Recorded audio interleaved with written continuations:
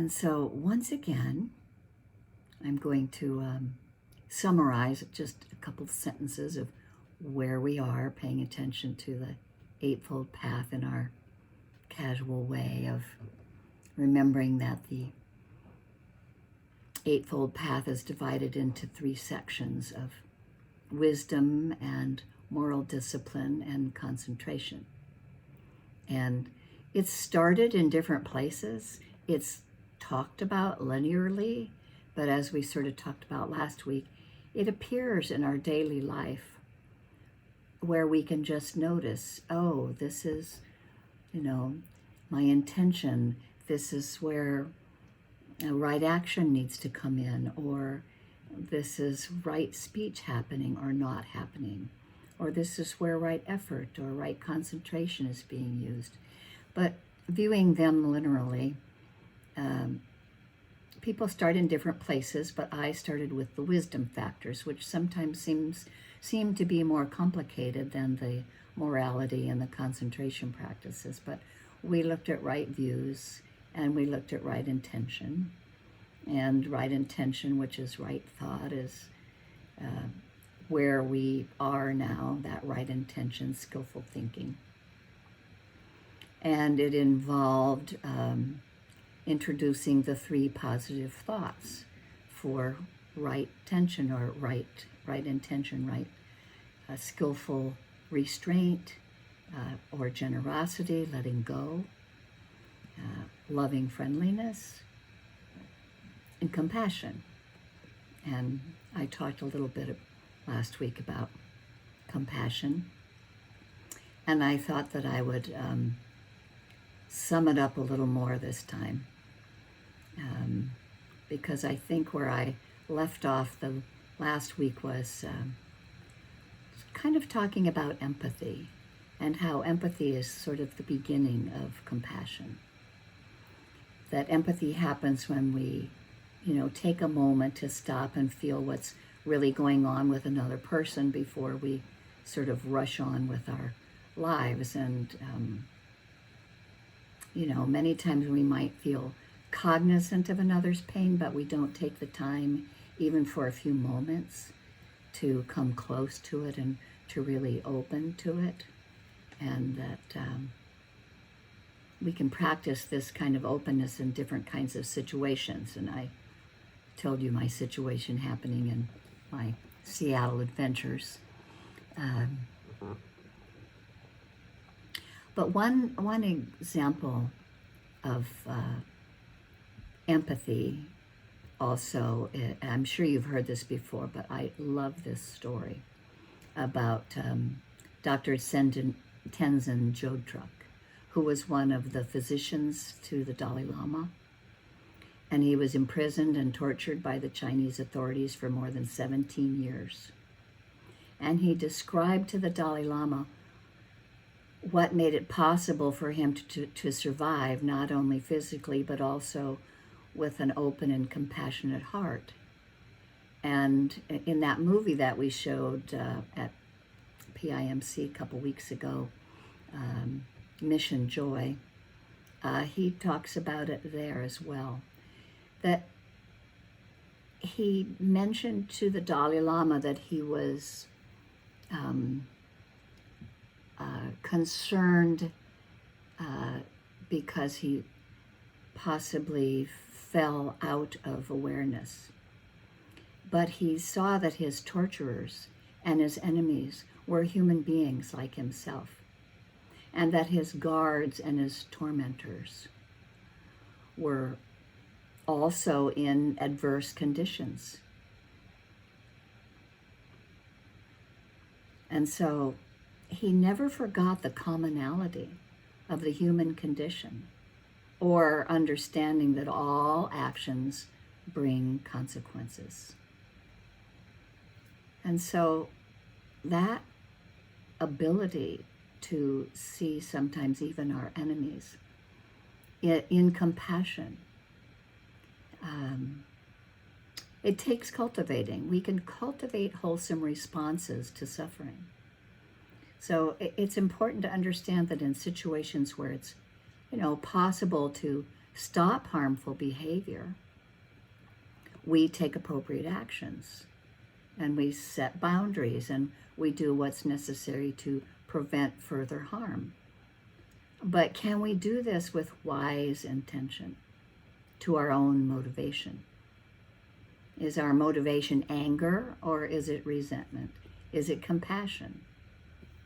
So the lessons here, it's how we feel and respond to a situation, and that is up to us.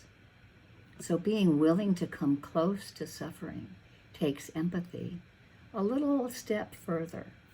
Compassion isn't only feeling what others are going through, but it's also being motivated to act on that feeling. And as compassion grows in us, we can actively engage with suffering in the world. We can respond to the various needs of beings in whatever way seems to be appropriate.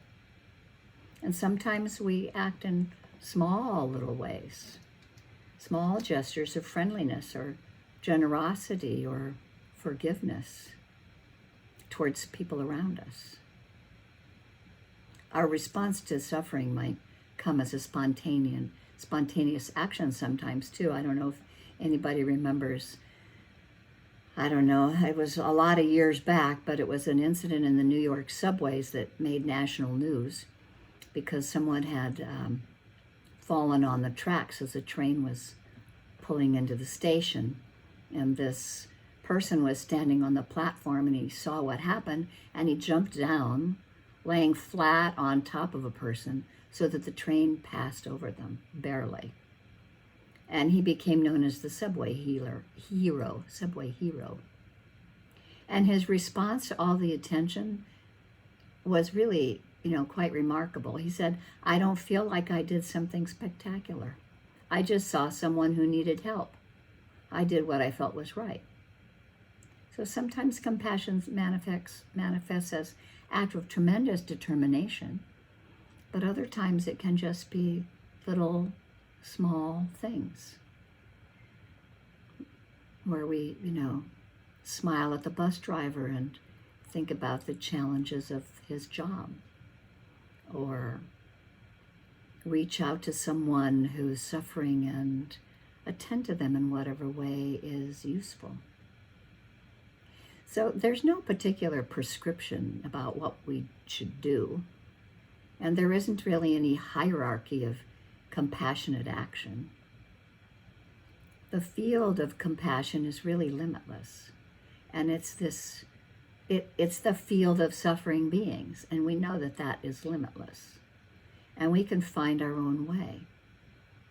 It can take the form of an active engagement with the world, or it can take the form of, going to retreats, being a monk in a cave, with the motivation to awaken for the benefit of all beings.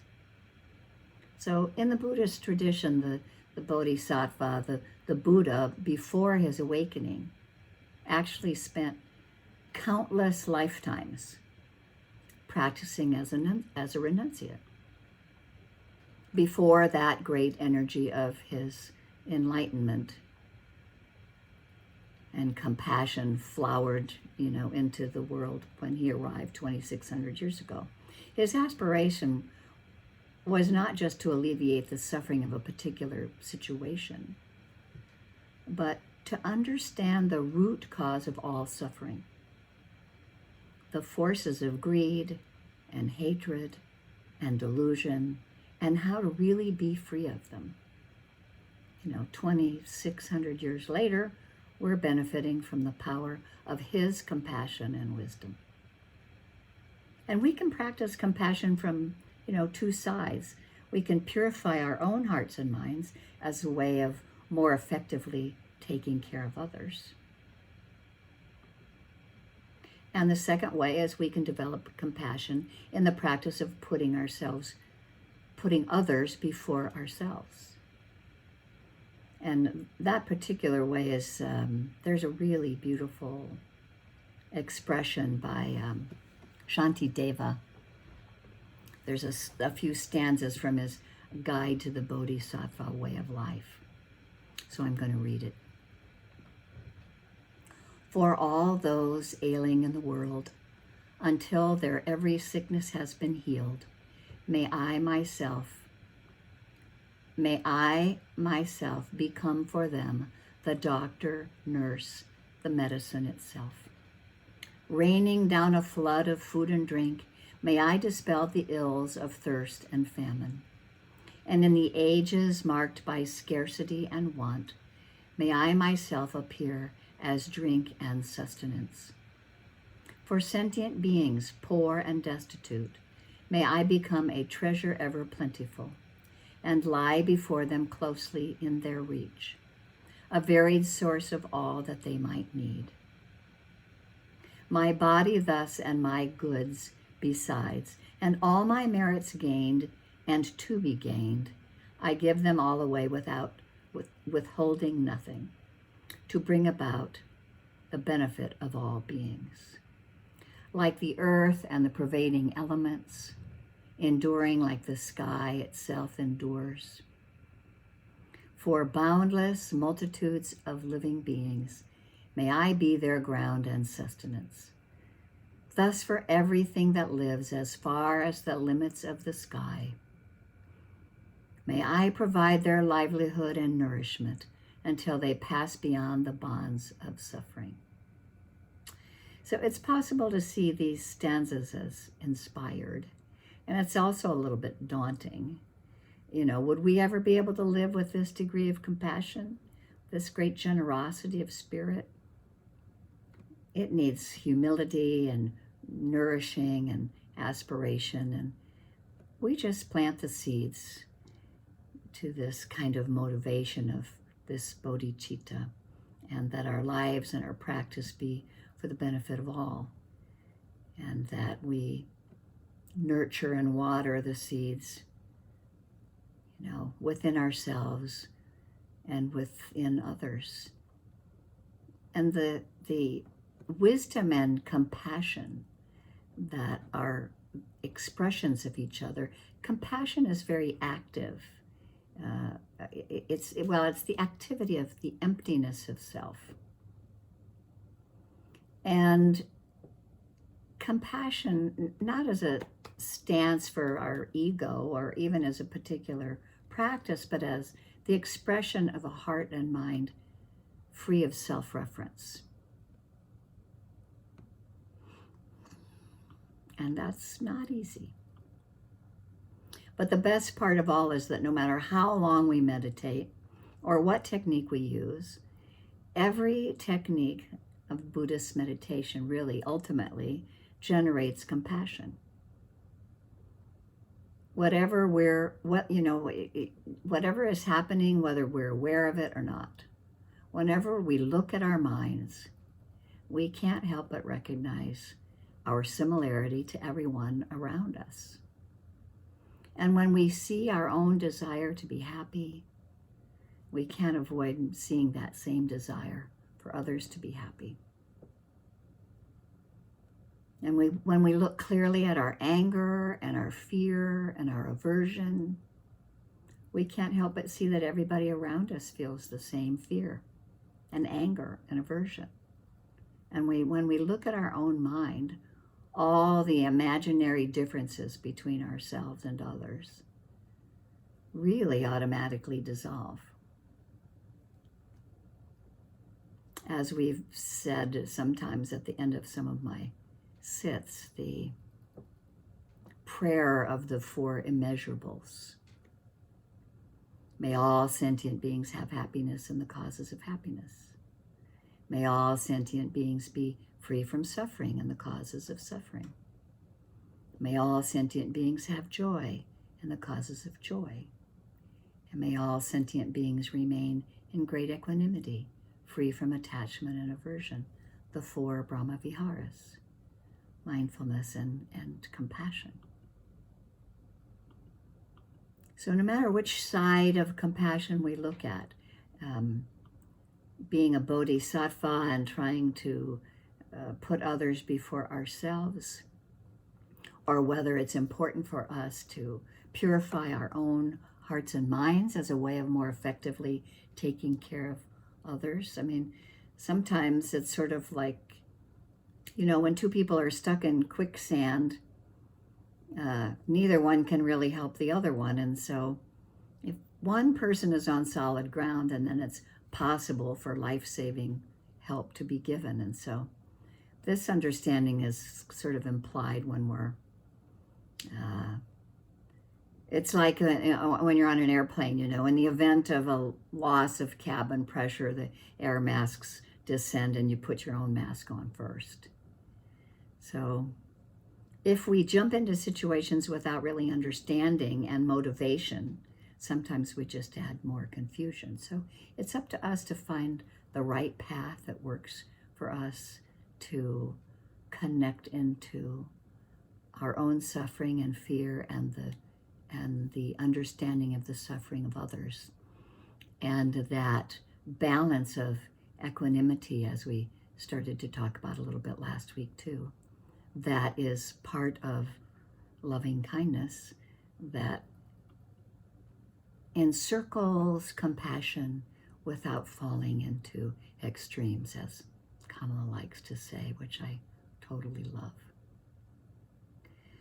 So that's my little catch up on the last of our second step of renunciation and kindness and compassion.